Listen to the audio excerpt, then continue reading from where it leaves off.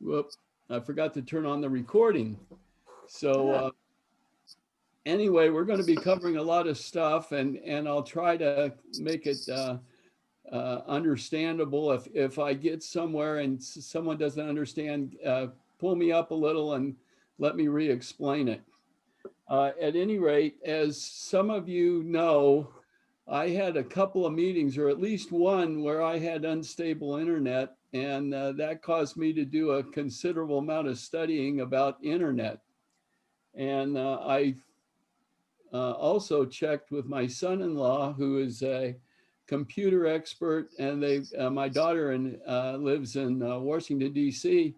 He has some kind of a job. Yeah, I don't know exactly what he does. He told me if he explained it to me, he would have to kill me. So all I know is he gets an awful lot of airplane mileage doing whatever he does. But he does it with computers. And so one of the things I asked him about was unstable internet. And so starting off right off the bat, I want to explain two levels. Basically, unstable internet can come from a number of sources. It can be your computer, your router, your modem, or your service provider, or all four. And one thing that I wanted to cover were the things you can control with your own internet as you go along as far as stability. And one of them is one that happens to an awful lot of people, in that your router and your modem have two kinds of memory. They have volatile memory and non-volatile. When you first buy a router or a modem, it only has non-volatile memory in it at that point in time when it's brand new. And that basically is how you log in the first time, how the machine knows how to operate and do its thing. But it includes usually a password in the modem that's a common password to all the modems of that particular make. And you should obviously change your password once you have a new one and log on to it. But why do you need to know what kind of memory it has? Well, the non-volatile memory stays exactly the same. The volatile memory, every time you log on, it creates temporary files and different things in order to operate. And sometimes, and I think this is what happened to me when I got the unstable internet, is your volatile memory fills up in your router and doesn't have anywhere to go to create temporary files. So how do you keep that, or how do you fix that once it happens? And let me share a screen here with you right away. And I believe now you're seeing my picture of a, let's see. Are you now seeing my router and modem on your screen? And you should see a little picture, and I'm going to click it right there. And right here, if your technology coordinator has a desktop computer, hopefully they have it wired directly to your router. Now, this little yellow line right here is going from up here at my modem, if I can make it reach. This goes around and comes around like this. That's a cable from the modem. This is the cable from the wall. The white one's the one from the wall that's from my internet provider, which for me happens to be Comcast. So this is a wire going from the modem to the router. And then the router has two different ways you can connect to it. One is with a wire like this that goes right back to my computer, and my computer is over the edge of the table over here. So this wire is called I believe it's called an Ethernet wire, and you plug it into the back of the router. I have room for 1, 2, 3, 4 Ethernet wires. So what I could do is run an Ethernet to another computer that's in the back of the house without using my Wi-Fi, and therefore get a direct connection by using one of these plugs right here. But that's not what we're talking about right now. What we're talking about right now is how to take the volatile memory in my router and my modem and how to reverse it so it goes back to 0. And the way you do that is, see this cord right here is the power cord. You simply pull it out, and that's called restarting your router. You pull that out, and you want to pull it out for a minimum of 30 seconds. I think it's better to make it like 2 to 3 to 5 minutes. And what happens when you disconnect it, the router loses its volatile memory because there's no electricity holding it. Does that make sense? So you pull it out for about 3 to 5 minutes. Then if you want to, you don't necessarily have to do the modem too, but I'm doing the modem at the same time. You have a power cord going into the modem up here, and you disconnect that one, and now you don't have any Wi-Fi or any signal coming into your router or anything. If you have both of them disconnected, and you want to leave it disconnected for a minute or longer so that all the volatile memory in your modem disappears. After that happens, you need to plug your modem in first and let it get up to speed before you plug your router in. Okay, so what you do is just plug this back in, and there's a bunch of lights on the front of the modem, so you can tell, probably if you have a modem like this one, you can tell when the modem is up and running again because all of your lights are coming on. Once that happens, then plug your router in. You do not want to plug your router in first because it's looking for a signal, and since your modem isn't running, it can't find it. And sometimes that screws it up. So you want to make sure your modem's running first, and then you come over here and plug the router back in, and it takes about a minute to get going again. My router, when I first plug it in, the light on the front of it, the Linksys light starts blinking, and when it stops blinking, that indicates that my Wi-Fi is up and running again.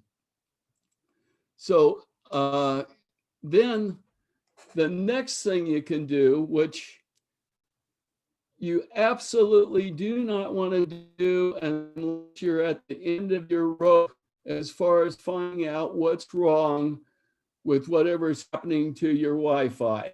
If you do the reset and you plug it back in, here's the big thing that can happen to you. If you get a virus in your router that gets into your non-volatile memory, what happens is when you reset your router, non-volatile memory has this virus in it, and it duplicates itself and puts it into the volatile memory automatically. So then you have of how to get rid of that. And the way you do that is by erasing everything in the modem and the router, which is called a reset. Now, the reason, reset and restart sound very similar, but they are very different. Because if you do a reset, that's this little hole right here. I don't know if you can see that. It's just a tiny little hole. And the way a reset works is you take like a paper clip or something very small that will go in that hole. They make it very hard for you to do because you don't want to do it unless you know what the heck you're doing. And I'll explain that in a minute. You push the paper clip in there just a little ways, and there's a switch in there that once you click that switch, that tells the modem that it wants to wipe out all the memory, and I'll show you where the hole is in the modem in a minute. And they're the same. They're just a little tiny hole. It keeps people from accidentally doing it. You have to do it on purpose. So there's a hole right here, and there's a hole right up here where you take a note, a file clip, straighten it out, push it in there, and that completely resets. It's called a hard reset. and it will reset the memory in your modem and your router to 0. And then it goes back to exactly what it was like when it was brand new. So what you want to be sure you have before you do a reset with the whole is a manual that reminds you how to set your modem and your router back up. The modem, for example, has a password in it that will be erased, and a firewall that you might have to reset up, and different things like that in the modem. The router has to then be reset up also. And remember, if you do a reset, it erases all the passwords out of your router and all the connections it had to, like your Alexa and your whatever you're running off of your router, your different iPads, computers, or whatever. So the reset is a very critical thing that you have your manual to go back to and get the original password and set everything all up from scratch. Let me see, I got some notes here.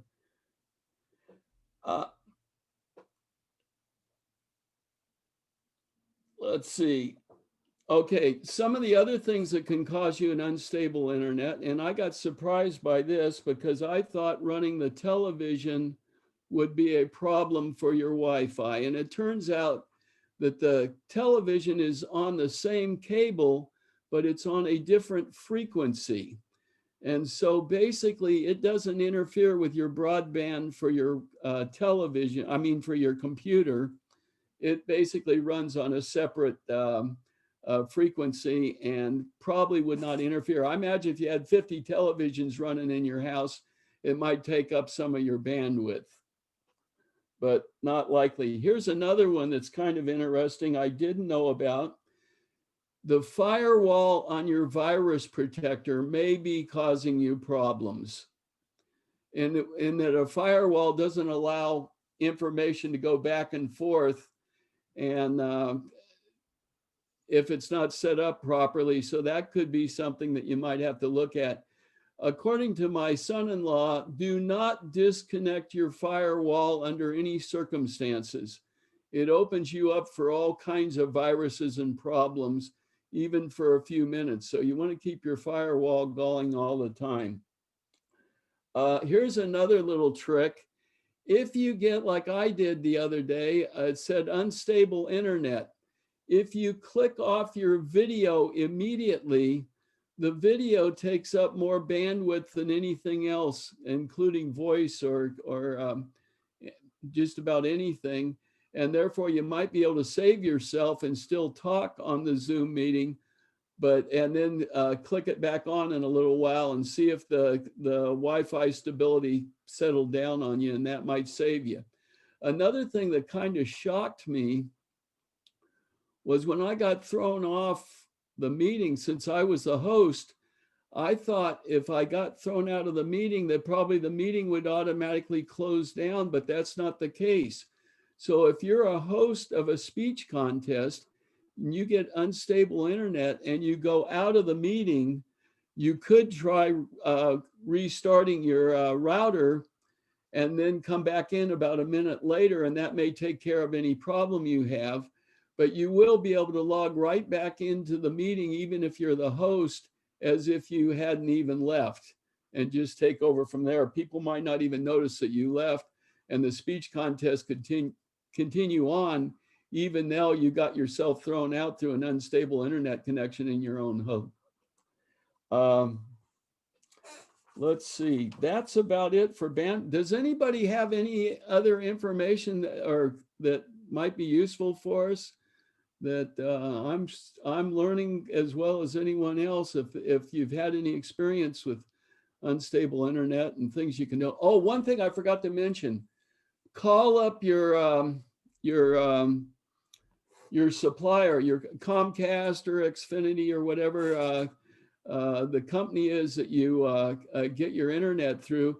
They can run a test through the line to see whether you're having a connection problem. For example, my television, all the television in my neighborhood kind of blink out sometimes. You know, they go scrambly and then come back. And I didn't know whether that was a problem or not. And maybe I still have that problem and don't know it. But if you call your supplier company, they can run a test on your modem from their office and tell you whether you're getting good internet connection or not. They send I think it's called a ping through the line and see whether it gets there and back. And anyway, that's all I have on that. Any questions or any responses to things that you've had happen? No one? Okay. That takes care of the first part of the meeting. And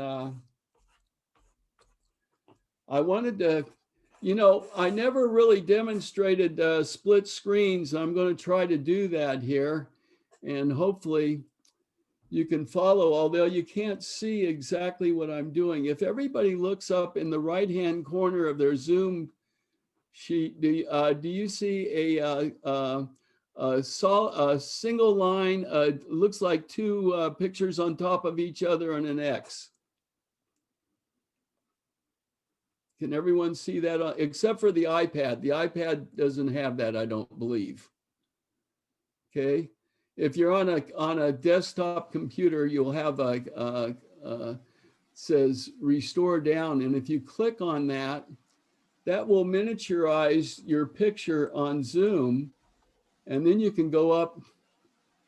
I'm gonna hide my toolbar. By the way, when you're sharing something, you can hide the toolbar by hitting on more, and it says hide the toolbar. And what I'm going to do right now basically is right underneath where that floating toolbar was. And I click at the top and I move it over. And can you guys see what I'm doing there? Click at the top, move it over, and then okay. Now notice what I've got now. I've got all my iPad says I can minimize meeting, if that's what that means. Yeah. You possibly can. I'm going to show you some things on iPad later. I'm not quite as familiar with iPad as I am the desktop. No. Now I've got all my icons showing here, and I want to go to meeting settings. Go to Microsoft Edge and turn it on. And I think you can see what I'm doing there. I'm going to go to zoom.us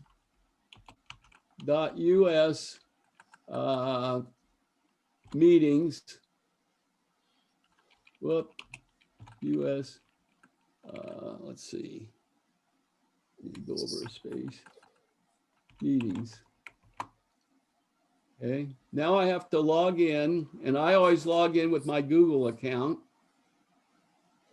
and billhighland@gmail.com. That saves me some time because I don't have to think about what my login number is or anything like that. And then I go down to settings. And there's all the settings we went over the other day. And I'm not going to go over them all. I'm just going to mention some of them that are critical that's on your cheat sheet. Waiting rooms, I've got mine turned off, you'll notice. I'm not using waiting rooms anymore. I'm not going to go over all these, but some of the huge one is obviously you've got to have breakout room open, or you're going to have a problem with your judges at the end of the presentations. Now, let me see if I can find breakout room here. It's way down here. Here we are. Breakout room is right here. Allow hosts to split meeting participants into separate, smaller rooms, and that's turned on. Okay, that's a critical one, along with the other ones that are on the cheat sheet there. Now, when you finish all of your settings and you go down here, there's nowhere to save them. That drove me crazy when I first started on this, but the minute you switch a button, that causes it to save. Now, up here at waiting room, I don't know if any of you have tried to turn any of these on or off, but if you click right in the blank space here, you can't drag it over. See, it won't drag. But if you, well, that one did. If you click in the blank space there, that will turn it on or off. Everyone see that? Okay, now what I'm going to do is move the Bill, over. I can't see it. Oh, okay. Can you take down your photo of your modem? Oh, what? You know what? I didn't stop sharing that, did I? Okay, there's a problem. I got to start a new share. Well, wait a minute. I should have done that. You know, when you're up there on share, you guys got me all excited now. I forgot what I was doing. When you're on share and you click new share. Okay, wait a minute. Do I need to start? Shoot, I don't think I have that up running. Oh, here we are. There, now you good? Or No, I can see what you're doing. okay. I screwed up. Everybody else kept quiet. At any rate, when you push on the button, you got to push in the blank space next to it to get it to move. I kept trying to move it like that, you know, by just moving the button, and it didn't work for me. Okay. Now, when you get done with all of your settings, up at the top, if you go back to the top of settings, just move yourself back up. See where it says schedule a meeting? Once you have those all done, then you can go to schedule a meeting. And here you are. Let me move it over a little so you can see it a little better. Whoop, what did I do? I erased myself, didn't I? Oh, here we are. If you schedule a meeting and you move it over, I'm not getting this thing to move very well. There we go. See, we're on meetings right now, and I went up here to schedule a meeting right here. Let me get in here and get my spotlight going a little. That might help you a little. Right here, I click schedule a meeting, and you type the name of your meeting in there. You call it Yuba City Rotary Club speech contest or whatever. A description of the meeting, et cetera, et cetera. It's probably not a recurring meeting. Now, here's an interesting fact about a recurring meeting. If you make a recurring meeting, you use the same meeting ID to log in whenever you log in. So in other words, I don't have to wait for this meeting that's scheduled to log into this meeting ID. I can log into this meeting ID on Sunday or Monday or whatever I want and practice what I'm doing on this particular meeting ID and not have to change it all the time. If you require registration to get into the meeting, it's probably not going to work for your speech contest. You do not want to have registration required, or no one can get in unless they're registered with you. Here's an interesting one here. Is everybody following me right now? Everybody see where I'm pointing? Okay, it says meeting ID generate automatically. That's what I did for our training meetings. And then you have a personal meeting ID, and mine happens to be right here. You can use either one. Now, the advantage of using your personal meeting ID is whatever meeting you go to, it's probably easy for you to remember if you use your personal meeting ID. However, if you have people start coming to your meetings that you don't want to come, it's a little tougher to change your meeting ID if you use your personal meeting ID number. So that's the reason I went with generate automatically. Okay, right here where it says security passcode, I would delete that, or not delete it, but you just, you know, unmark it and type something like Rotary or some password that you want to use that's easy to remember other than a number. To me, having a number is hard to remember, and then I don't remember what the number is, then I got to go look it up, and it's a pain in the neck. So if you use something that you can easily remember for whatever your meeting is, that sure saves you a lot of grief, particularly in when you have repeating meetings. I always have host on and participant on when you enter a meeting. And the reason I did that is because in a speech contest, you got grandma and grandpa coming to the meeting, and they may not know how to unmute themselves and how to get the video running again. So that saves you a lot of time. Audio, always use telephone and computer audio. What happened was, I think in our very first meeting, somebody called in on a cell phone to the meeting, and couldn't get the sound to work because I only had computer audio marked. So I suggest that you mark both of them. I also suggest that you allow participants to join at any time, because basically in a speech contest, if you have your entrance and exit bell set to just co-host or host, nobody knows somebody came in anyway. So what's the difference if they come in a little late? And even during when the speech contest is going on, it doesn't really disrupt anything. And then when you get done with all that, you click save and your meeting's ready to go. By the way, the alternative host thing right here, I originally planned to make Max and Hilomi alternative hosts, but you have to have a pro membership to do that. And they had a business membership for their schools, but that was the problem with that. If you don't have a pro membership, the alternative host you want to have. And what's the difference between a co-host and an alternative host? An alternative host has the ability to start your meeting for you and go in as the host and open the meeting and have everyone come and things like that. And they can close the meeting down. In other words, they can do everything the host can. For instance, I was sick. I didn't have anybody that could start the meeting or run it unless I wouldn't even have the ability to appoint him as a co-host because I'm not there. So that's what that's all about. Any questions about meetings or scheduling? Does everybody think they could schedule their meeting okay? Whoop, I don't want to do that. I want to just stop share. Okay.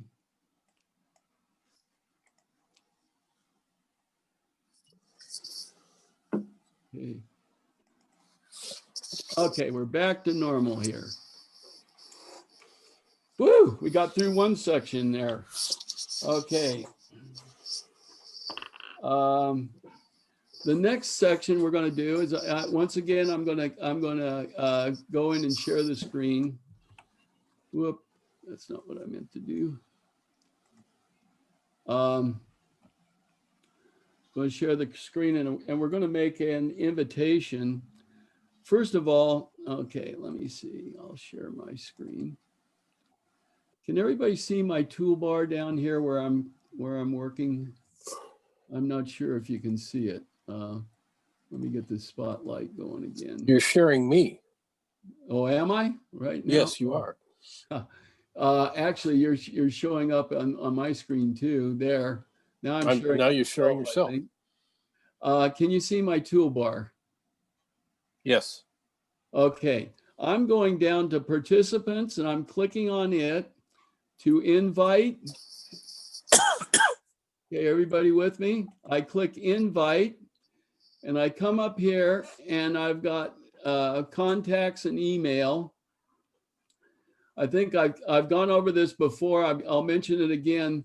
I do not have email, my contacts on my email attached to this invite link, and therefore I can't use it in its most efficient manner, because if I had my contacts attached, I could just click on all my contacts I want to mail to and do this automatically, but I don't. And so I can't do that. Now it says copy invite link. The link is the computer address to the Zoom meeting we're on right now. The copy invitation is longer. I do that because it gives you the link and the Rotary meeting ID and the Rotary password. And so I'm going to click on copy invitation. Notice it says the invitation has been copied to clipboard. Did you see that? It just disappeared right away. I don't know if any of you could see that. When you copy that copy invitation to your clipboard, it stays on the clipboard until you put something else on the clipboard. And you're going to see how important that is in just a second. Now, I'm going to make my my toolbar up here for sharing disappear, hide meeting controls, and I'm going to make this thing disappear. And now, remember how I shrunk up my Zoom meeting before? Does anybody remember how I did that? I went up here to the double window thing and I clicked on it, and that made it shrink up. Now, can you see my icons again? Mhm. Okay. I'm going to click on my Comcast email icon, and I'm going to compose an email. Everybody see where I'm at right now? Okay, and I'm going to right click, I'm going to write a note to you about what a great meeting it was or something like that. And then I'm going to get down to the part where I want to paste the invitation. And what have you got here? See, I right clicked and then I clicked paste. And because the last thing I had on my clipboard was this invitation, here we are with the invitation. Now, this is exactly how I do it when I do the minutes tomorrow. And what I'm going to do now is I'm going to delete all these things because I don't really want anybody calling into my speech contest. I want them to use a computer so they can see what's going on. And then right here is the link. However, this link right the way it is will not be a quick. So what I do is I copy over the link.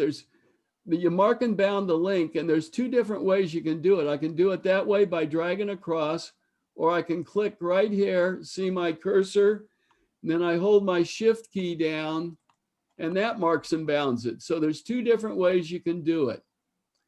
Now, this is really, really important. To make this work as a link, first I have to copy it. Why do I have to copy it? Because remember, on my clipboard, the last thing that's on my clipboard is the entire invitation. I want to shorten it to just the link, and you'll see why in a minute. I go up to this figure 8 figure, see it says insert edit link, and I click that, and I get an insert link box here. It says text to display right here, and up here I'm going to copy it, or paste it, I mean. So I click paste, and that should be the exact same wording as this up here. And then I go, okay. Notice how it's all blue. And when I click underneath it, it stays blue. If you right click anywhere on here, it says open link in new window. If you click that open link in new window, it will give you our Zoom meeting. I'm not going to do that because I know that it drives my computer crazy when I'm taking a Zoom picture of a shared Zoom screen. It starts going nuts because it's looking at itself over and over again, if you understand what I mean. So I won't click that. But if you were at home and you got my email and you right click the link like this, and then click open a new window or open a new tab or open in incognito window, you will go directly to this Zoom meeting. The other way you can do this is mark and bound. Whoop.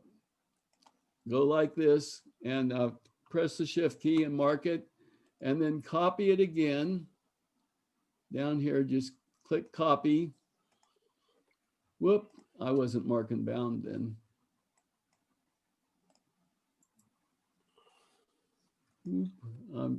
I've already got it, I guess.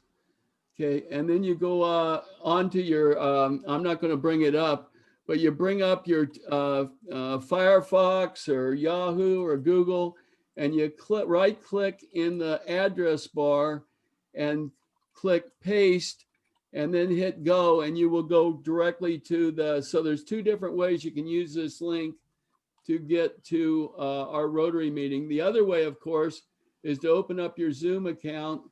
And I always bold this so that it stands out. And there's your password, your Zoom ID, and your password. And you can get to the Zoom account that way too. So when you're doing your invitations, let me stop the share. When you're doing your invitations and you use this technique, you can send those invitations out, and you can, like the student contest person or student can copy and put the link in an email and the Zoom address and send it out to their grandparents or anybody they want to come to your speech contest, and they will be able to do that by copying it right from the email you send to them. Okay, any questions about that now? Boy, we're doing good. Okay, the next thing I want to do is a poll, but we've only got what, how many people here? 4? Well, 3. I was going to do a poll. Well, I guess we don't even have to do a poll. We could just do it by if what you think. I was planning on just logging in at 7 o'clock every Tuesday, and anybody that had a question could log in to the same meeting ID and say, hey, Bill, how do I do this? Or how do I do that? Or whatever, as we get closer to the speech contest. And I will probably be able to answer your questions. So I'm just going to do that. I'm probably at about 7 o'clock. The news is over, and that'll give me something to do. If nobody shows up, I'll just, by about 7:10 or so, I'll just close down my computer, walk back into the living room, and sit down in my recliner and go back to sleep. So the other thing I was wondering, and I don't know whether people are interested in this or not, is to have a general meeting in December and January, but I don't even know that we need to have a general meeting in December. But do you guys want to have a general meeting in January regarding where everyone's at and problems or whatever's going on? Or I will pass on that. okay, Ross, what are I your? pass. I think December is going to be crowded for me. Okay. No, oh, you mean December? What about January or anything closer to the speech contests? Of course, anybody could just call me up and ask me a question too. This will save me logging in all the time. Obviously, our Zoom meeting trainings are getting smaller every single week. So I think everybody's just about had it with Zoom. For a while. Our speech contest is not until March 12th. So. Oh, it isn't? Okay. Yeah. I just scheduled ours is going to be January 27th at noon at our regular Rotary meeting. And if anybody's interested in watching it, they can if they want. Are you meeting in person yet? No. Or by Zoom? No. What's that? Are you meeting in person or Zoom? Zoom. Yeah, they're talking about trying to do a hybrid meeting. I'm not going to go to any meetings until I get my vaccine. we're all Zoom now, and we're talking about the hybrid model as well. Yeah, but I don't know what the timeline is. Yeah, are you even still talking with all the COVID just absolutely raging now? Well, I'm giving you week-old information. Yeah, our board definitely wants to get back to in-person meetings. We have 125 members. Oh yeah. So we having a Zoom meeting with 125 members would be pretty. Yeah, and we typically get 75 people on the Zoom call. Wow. So but there is an element that will not attend an in-person meeting, either now or in January. So yeah, we're hoping for by March that the situation will have calmed down a bit. You were here last week, Doug, when I mentioned that you could do a hybrid Zoom speech contest by having just the speech officials there and the students, and then Zoom the contest. But we'll have to work with that. Yeah. Since I have until March to plan, I'm not making a specific commitment at this point. Well, what I'm going to do then, you guys are my committee now. I appoint you. And so I'm going to send out that if somebody wants to ask a question to call me, and I'm not going to bother to try to hold any more meetings. And oh, by the way, you all know that all the training videos are on my YouTube. YouTube under Bill Highland. If you just go to Bill Highland in the search bar, and then my Dr. Zoom picture is there, and you click on it, and you're right there. Andrea, did you want me to? I don't know whether anybody else wants to hear about iPads or not. If you don't have an iPad, you probably would like to leave. But I just want to add one thing, and that is that our school district, Fulton Cordova, they don't want to move forward until after school opens. And then they are saying, I mean, that they may want to do the quote Zoom meetings through their system and control the meeting.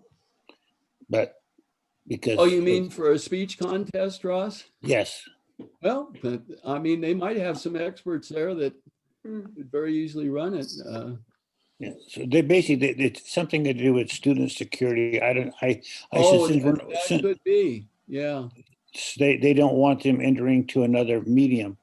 And since we're not going to do ours till February or March of next year, after school opens, I'll let you know how that goes. Okay, that would be kind of interesting to see how they set it up and run it.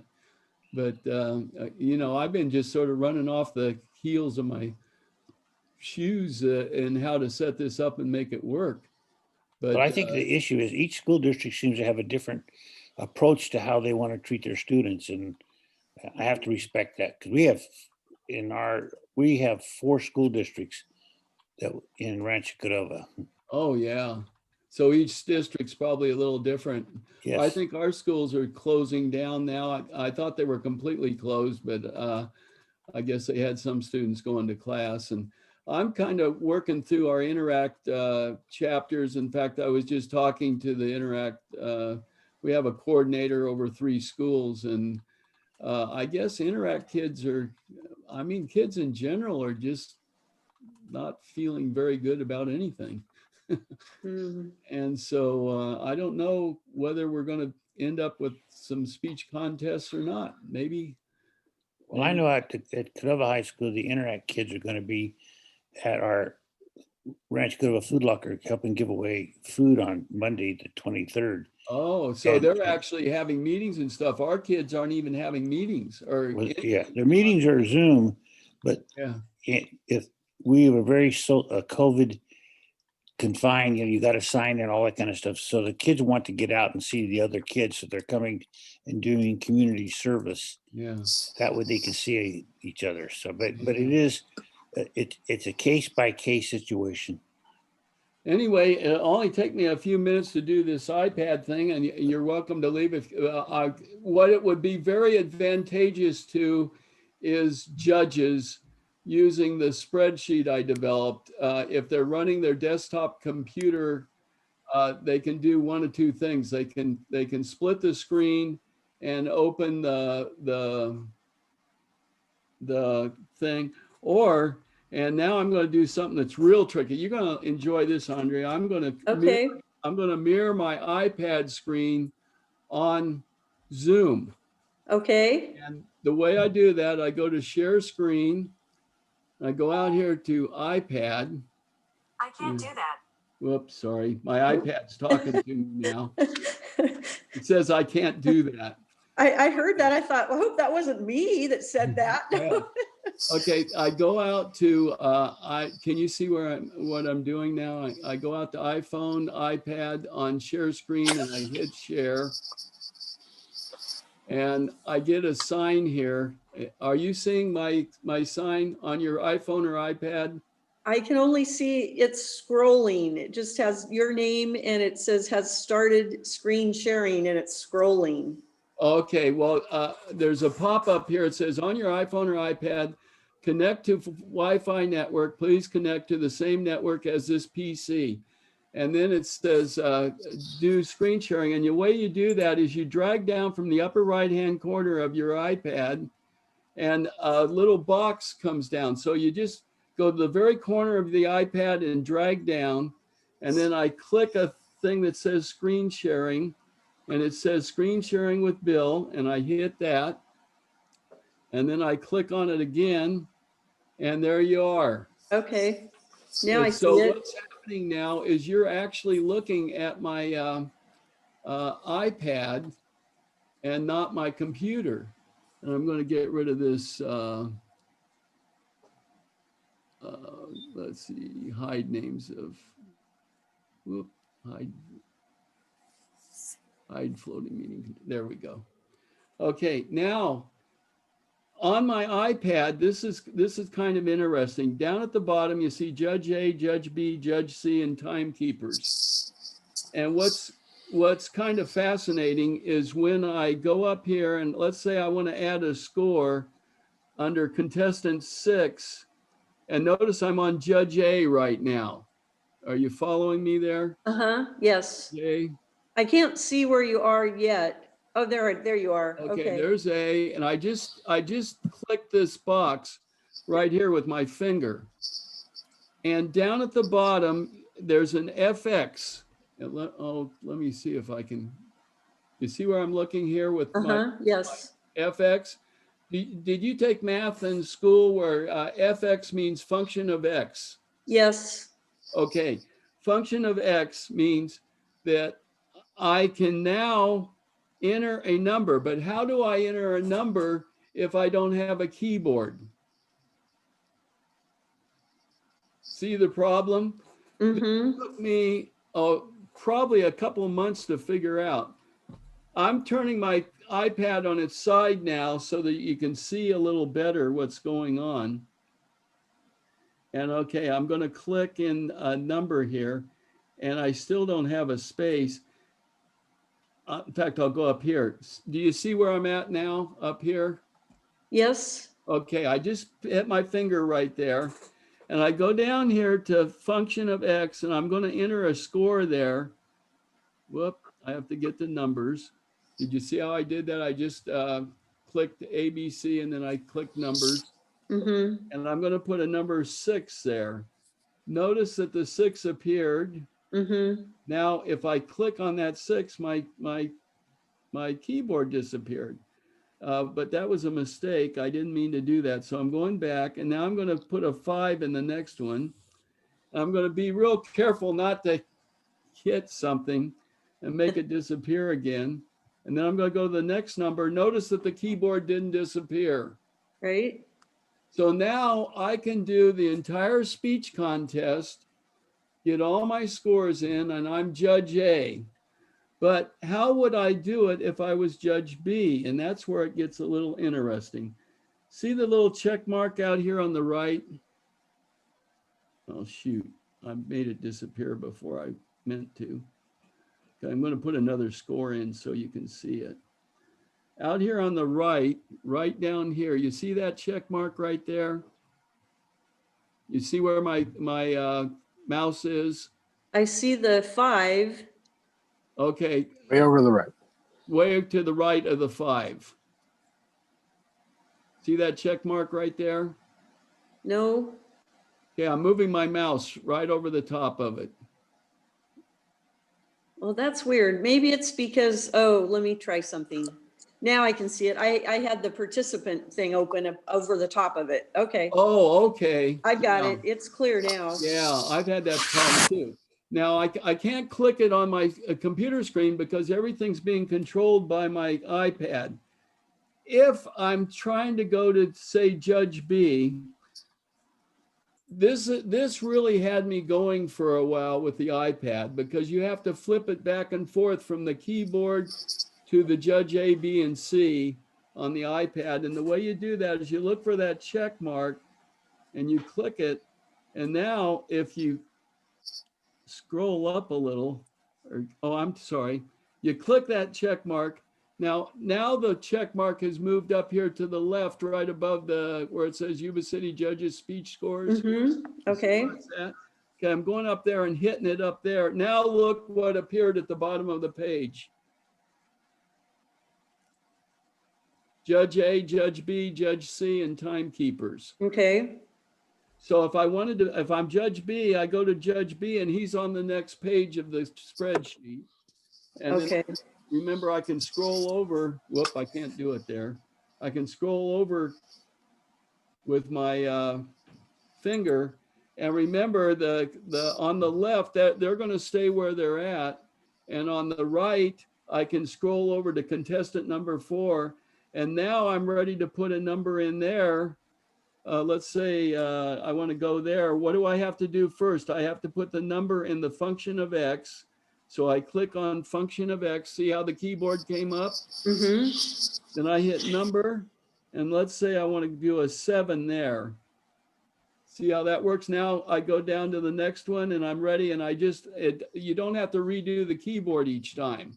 okay. When I get done with all the entries that I have, now keep in mind that there's 2 other judges doing entries at the same time. And they're all on different pages. There'll be Judge A, Judge B, and Judge C. The minute you put a number in there, it not only appears there, it appears in totals, and it also appears out in the timekeepers, all added up for you. So let's go Bill, along. Yeah. so Bill, ahead. okay, so how would you do that though? What does it look like if you have your judges? They would all be, if you're doing it totally Zoom, they're going to be by themselves. Right. So you'd have to, They're like you gonna said be at the by last, themselves in their homes, probably. yes, and like you said at the last meeting, you'd have to go over this with them so they understood how to do Okay, this. that's exactly. Oh, yeah. I would. I'm hoping that the speech chairs can go over it with them. Yes, well, that's why I'm thinking, But there's does a it really, chance. once you do this, Andre, honestly, it's not that hard to do. It looks pretty, I mean, I've done spreadsheets, so, it looks pretty easy. I'm just trying to think how to coordinate with everybody. Okay, well, what you would do is tell all your judges that you want to have a Zoom meeting with them the week before. Give them a copy of the link to your spreadsheet. Remember, each club has their own spreadsheet. Right?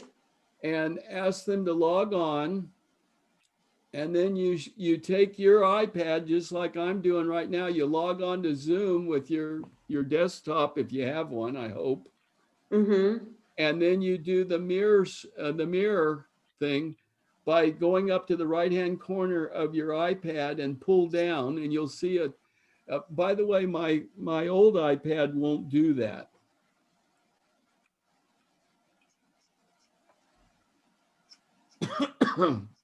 So,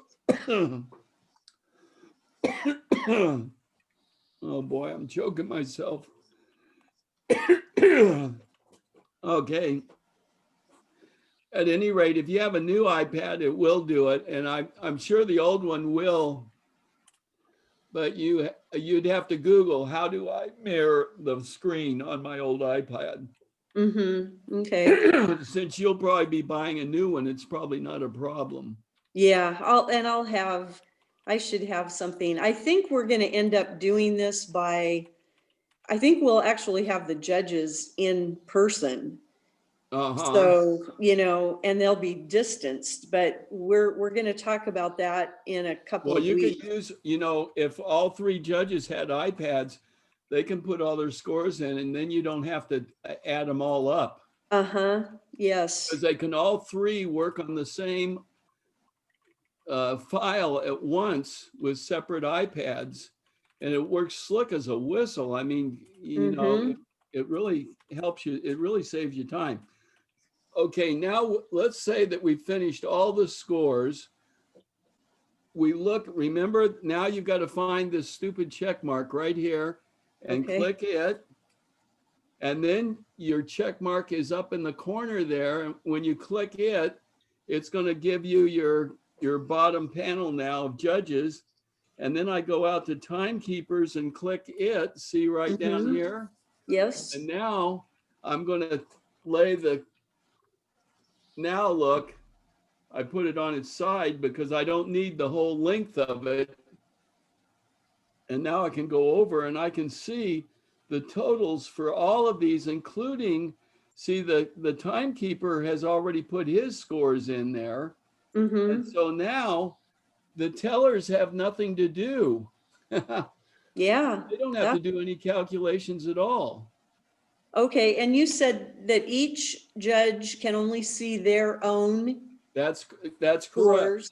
Okay, and then Yeah. but when they come in, you see all of them coming in.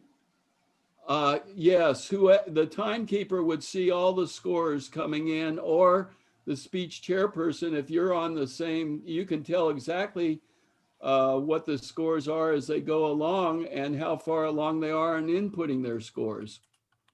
Okay, so here's a question. So you know how sometimes you end up with a tie? That's right. And Now I remember, remember, the tiebreakers are already, oh, you can't see them on, shoot. I couldn't see them there, but I know on the sheet, Yeah, they're the asterisked. tiebreaker scores are, see where it says tiebreaker scores right in the middle here? Yes, Those are all the totals for tiebreakers. Those are the total scores for the tiebreakers in each area. mm-hmm, So the total tiebreaker score for contestant 1 was 52, 44, 39, 26, 17, and 12. mm-hmm, So the top one was 52. Now keep in mind, to keep this simple, I subtracted the penalties for tiebreakers from the total score to give you 175 here. I did not subtract it from the total tiebreaker score. So this okay, would technically be a 50 and this one would be a 40. uh-huh, okay. The reason I didn't do that because I thought, man, I don't want to make this too complicated. Oh, yeah. Now tell me again why you subtracted 2 from the top. Okay, this person was either under 5 minutes or over 8. Oh, yeah, the time penalties. And if any part of a minute is 2 points. So this guy was probably either over or under 2 Gotcha. points or 2 Okay. minutes. And, that's how that works. So they have Gotcha. to be under 5 minutes. If they go under 5 minutes or over 8 minutes, they get penalized by the minute at 2 minutes, 2 points per minute or part of. Okay, but I'm just kind of thinking through, I have to think about it for a little bit because if you do end up with kiddos, where you have to look at the tiebreaker, do you need to get the judges together on that? No.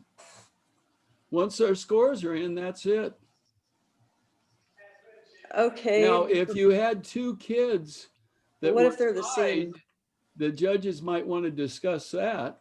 Yeah, that's what Now, I'm remember, the thinking. judges can see all the scores when they click on timekeepers. Once the contest is over and they've entered their scores, they can see the other people's scores. Okay, all right. No, it's not a huge secret. Yeah, that Because we don't helps want right one there. we don't want one judge to influence another one. Yeah, that's what I thought. So this is great because then they can see. I'm just thinking, as we move on, we'd have to say, okay, we're going to have to break the tie or somehow, Well, that's go what the that. tiebreaker is for. Yeah, It would be very unusual, I think. but it's who would have like the highest score in that area probably, That's right. And that's what these are. These are all in those specific areas. Mhm, And okay. they have asterisks on them. Let's see, on Judge C, I'm going to go back to Judge C here. Oh, I can't do it. But I know what you mean, Bill, because I have that sheet. There it is right there. See the asterisks? Uh-huh, Those are the tiebreaker scores. So if you take right. 8 plus 8 is 16 plus 4 is 20. See, tiebreaker Judge C is 20. And if we go into the timekeepers, whoop, I keep forgetting which one I'm working on. If we go into the timekeepers, there's Judge C, 20 points for a tiebreaker for contestant 1. Okay, So it all automatic, I mean, that's the great. value of this spreadsheet is it takes all the effort out of determining who the winner is. Yeah, that's excellent. And So then we usually have us, up there for to about a kill half an time. hour calculating everything, right? And while we're calculating, we're trying to entertain the group with some Yeah. either interesting Rotary facts or some, stories or Yeah, whatever. that they So don't want that'll to be hear. kind of interesting. So anyway, does that all make sense to you? Yeah, that's great. Okay, I'm going to stop the share and Thank stop you. the recording.